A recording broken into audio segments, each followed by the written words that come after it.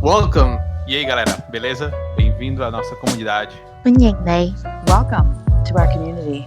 Hey, what's going on, guys? It is OGC here. Today we are going to be looking at the brand new Divine Trials.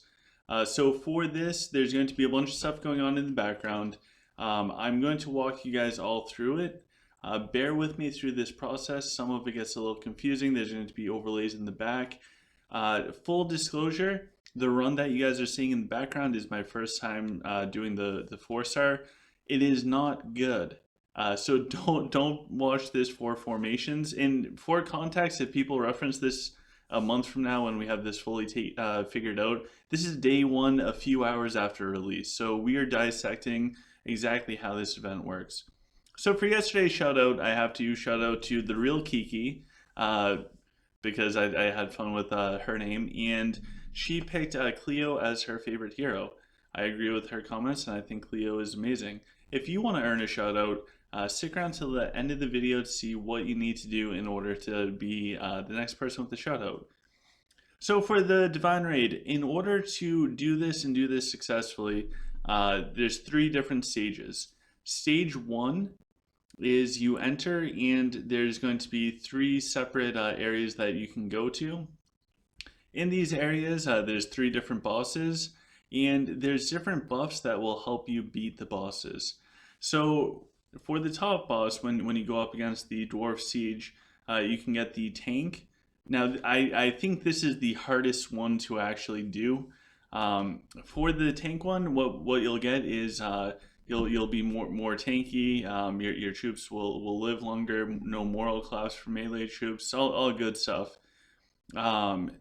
Then on the bottom right, we have the healer buff, and also the healer monster. For this, your troops will heal for more. I think that this one's probably the least important out of the 3. And then finally, we have the DPS buff and the DPS monster. Now, this one I think is very important. You want this on your highest DPS player, simply because the overall score for your entire team comes mostly from your DPS person. This person is going to get 50% more DPS against the final boss. To rank high with this, all that matters is your damage on the final boss. So some general tips for all 3 of these in defeating the first stage out of the 3. As a DPS player against your DPS boss, you should have no problem, should be super easy. I don't think there's anything easier than the DPS boss. If you cannot one-shot it and you have somebody stronger on your team, consider giving them the DPS position. Then we have the healer boss. So I was able to go up against the healer boss without any actual troops that heal, and I did fine against it. So I don't think it's super difficult. It might take a few attacks, but I'm assuming that healing troops will. Sorry, wanted to come up to your level. Healing troops will help you out to reduce his shield. The more healing, the more of the 5 shield things come off, the more damage that you actually do to the monster. So definitely do bring some healing troops if you have a human player. That could work out really well. Finally, we have the tank. I think tank is probably the hardest one out of the 3. In the background, you can see I'm going with full melee troops and Mako pretty much off to the side. The reason for that is, in order to do damage to this giant dwarf thing, the siege unit that's all amped up, you have to take down the towers in the back. In order to take down towers in the back, you have to survive. Since tanks get a bunch of extra HP and stuff like that, whoever has like the tankiest batch of your friends should probably get this person. Humans worked well for it. I suppose dwarf with mechs would work well as well, and self trees. You can't really go wrong with self trees. What I found worked best for me was to survive long enough to take down 2 towers. I didn't try for all 3. I'm sure that it gives you a bigger buff. I'm not that strong, but I also tried just taking down 1 tower, seeing if I could get it to go faster. Doesn't work super well. So anyways, once all 3 of you have defeated those monsters, you will go on to stage 2. remember to help out your teammates. So there's 3 stages. Killing these 3 bosses is stage 1.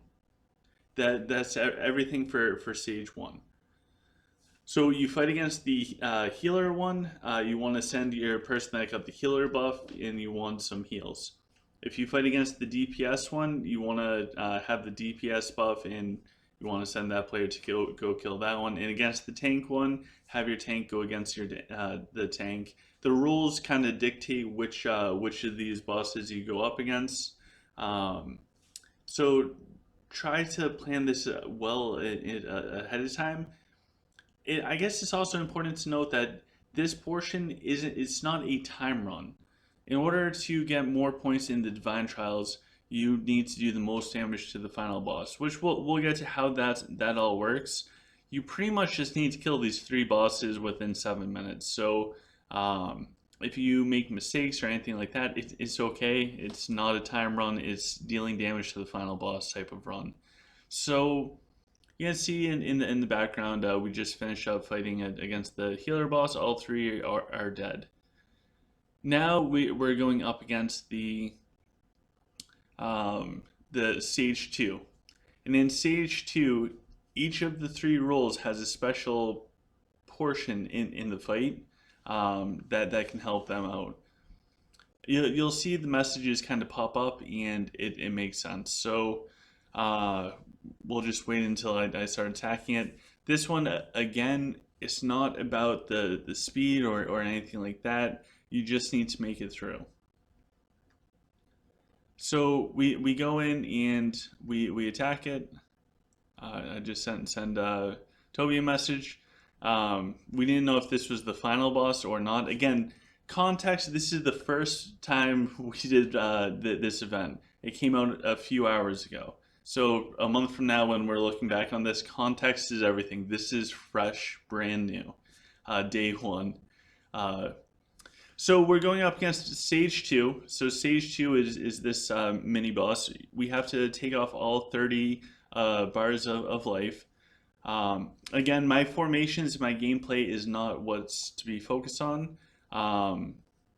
What should be focused on is how to advance forwards. I'll do a video in the future on how to actually beat this and do it extremely well. If you follow that advice from this video, you'll be able to do that. But I mean, for right now, we just want to figure out how to get to the last stage. Everything comes down to the last stage. So during the second stage, different things will pop up, and at certain times, the boss will take massive damage from melee troops. Other things will pop up that will make this boss immune to damage. Healing effects will deal more damage to the boss. So each of the 3 roles has its own specialty in doing more damage to this boss. Probably more often than not, your DPS is probably going to carry you through this one. You can get the massive damage from the troops. You'll see me kind of fix this in the second time I go up against it. Instead of using swords, I pull out 2 packs of spears, which bites me in the butt later on. But if you're the tank, you can actually get away with that. The healers should probably be human, and DPS, whatever does the most damage. I'm going to guess as Sylph for all the archers, but I'm not 100% on that. This is still too new. So we're going up against this boss. So quick recap, 3 stages. Stage 1, you have the 3 mini bosses. Everyone picks their role. You go and kill those mini bosses. Stage 2, you fight this boss. The damage done to this boss doesn't matter towards the end. This boss is just kind of in there just to aggravate everyone, I guess, and make us burn more potions. So stage 2, we kill this boss that we're fighting right now. Stage 3 is the final boss. When you go up against the final boss, you can only attack it once. For the final boss, it's super important, and I'll repeat this later on as well. your tank needs to survive as long as possible. So the player that has the tank role, the longer that they survive in the battle, the better.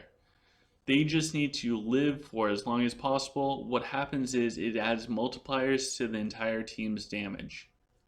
The DPS player needs to do as much damage as possible. Um, so we'll see more of that once we make it to the final boss. But we are whittling down this one. Putting out the spears really kind of helps. As a tank, you don't have moral collapse, so it's really good to actually use the spears. And at different times, the Sphinx takes a lot more damage. But Toby carried, and Toby just straight up killed the thing. So now we're going to go up against the final boss. So the 3 stages. Stage 1, all of those mini bosses. Stage 2, the guy that we just killed. Stage 3 is going up against the dark. You can only attack the dark once each. So I'm going up against the dark.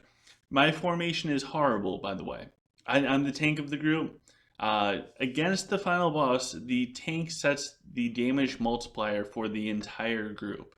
So you want the tank not to necessarily do a ton of damage. You want the tank to get out there and just live as long as possible. So if I could have redone this, I would have put out a lot more swords. I would have had 2 variants, and I wouldn't have worried about damage at all. As you can see, just from the arrows, it wiped out all my archers. Those all could have been sourced to buy me time. See the little pop-ups? I've survived for so long, so the entire team gets a 1.5 times damage bonus. Toby's now going up against it. Toby's the DPS, so Toby just needs to worry about doing as much damage as possible. The damage that the entire team does will then get multiplied by the bonus. So I survived for 55 seconds. That brings us up to a 1.8 multiplier. This is still too fresh as of the recording of this video to know math-wise if the tank should go all out tanking or if the tank should also deal a bunch of damage as well. If you should do extremes or find a balance. It's too early for me to tell and put that out.